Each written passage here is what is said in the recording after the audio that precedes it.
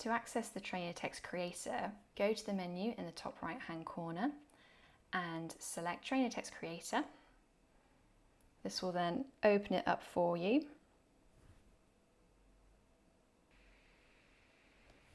You are using All Aboard Phonics, so select All Aboard Phonics, and then you can start typing and it will appear with the Trainertext characters. You can also copy and paste. If you've got a little paragraph of text that you'd like to put into Trainertext, you can copy and paste that into here. Once you're happy with what you've got, you can click the export button and that will create a PNG file which you can then add to a Word document.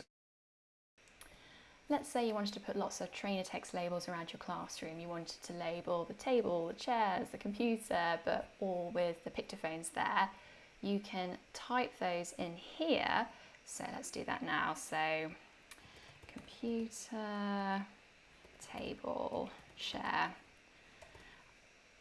I can then click batch export and it will do it one by one, export those as PNGs. I can then print those off and stick them up around my classroom so that my students, when they're walking around the classroom, they can be exposed to Trainertext and they will be able to decode those words.